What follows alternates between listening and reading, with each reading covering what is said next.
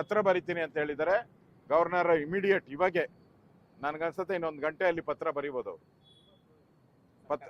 ಸರ್ಕಾರಕ್ಕೆ ಪತ್ರ ಬರಿಬೋದು. ಅವರು ಸಂವಿಧಾನದತ್ತವಾಗಿ ಸ್ಪೀಕರ್ಗೆ ಅವ್ರು ಕೊಟ್ಟಿಲ್ಲ ಅಂದ್ರೆ ಗವರ್ನರ್ನೇ ಕೊಡಬೇಕು. ಇದು ಸ್ಪಷ್ಟ ಇದೆ, ಅಲ್ಲೇ ತಗೊಂತೀರಿ ನಾವು. ಆಮೇಲೆ ಸ್ಪೀಕರ್ಗೆ ಗೌರವ ಏನು ಉಳಿಯುತ್ತೆ? ಅವ್ರು ಕೊಟ್ಟಿಲ್ಲ ಅಂದ್ರೆ ಸ್ಪೀಕರ್ ಅವರ ಗೌರವ ಏನು ಉಳಿಯುತ್ತೆ? ಪಾರ್ಶಾಲಿಟಿ ಅಂತ ಬರ್ತೈತೆ.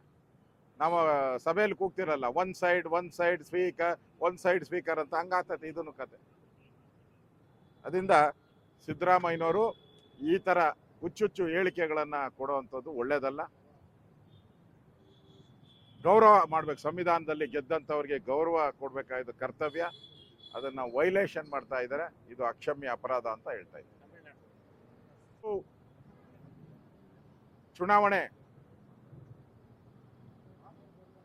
ಚಿತ್ರನಟ ವಿಜಯ್ ಒಂಥರ ಸಡನ್ ಆಗಿ ಬ್ಲಾಕ್ ಆರ್ಸ್ ತರ ಬಂದ್ಬಿಟ್ಟಿದ್ದಾರೆ, ಆದ್ರೆ ಮೆಜಾರಿಟಿ ಸಿಕ್ಕಿಲ್ಲ.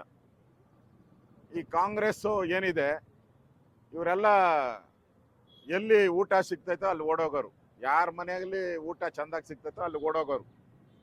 ಅವ್ರಿಗೆ ನೀತಿ ನಿಯತ್ತು ನ್ಯಾಯ ಧರ್ಮ ಏನೂ ಇಲ್ಲ ಅವ್ರಿಗೆ.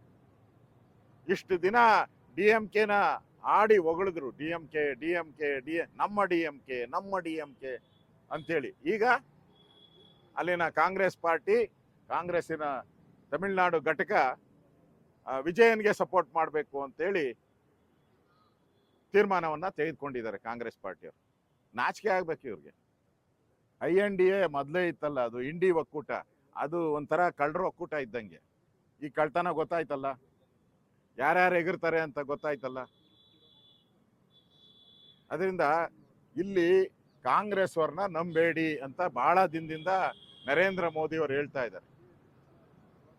ಅದರಿಂದ ಈಗ ತಮಿಳುನಾಡಲ್ಲಿ ನಡೀತಾ ಇರೋ ರಾಜಕೀಯ ಬೆಳವಣಿಗೆಗಳನ್ನು ನೋಡಿದ್ರೆ ಕಾಂಗ್ರೆಸ್ ಪಾರ್ಟಿ ಇವತ್ತು DMK-ಗೆ ಕೈ ಕೊಡುವಂಥದ್ದು ಸ್ಪಷ್ಟವಾಗಿ ಕೈ ಗುರುತಿದೆಯಲ್ಲ, ಅದು ಕೈ ಗುರುತಲ್ಲ, ಅದು ಕೈ ಕೊಡೋ ಗುರುತು. ಅದು ಇವತ್ತು DMK-ಗೆ ಕೈ ಕೊಡೋ ಗುರುತನ್ನ ತೋರಿಸ್ತಾರೆ ಅವರು. ಅದರಿಂದ ನಾಚಿಕೆ ಅವ್ರಿಗೆ. ಕಾಂಗ್ರೆಸ್ಗೆ ಒಂದು ಸಿದ್ಧಾಂತ ಇಲ್ಲ, ಒಂದು ನ್ಯಾಯ ನೀತಿ ಇಲ್ಲ, ಗೆದ್ದತ್ತಿನ ಬಾಲ ಹಿಡಿಯುವಂಥದ್ದೇ ಕಾಂಗ್ರೆಸ್ಸಿನ ಧರ್ಮ.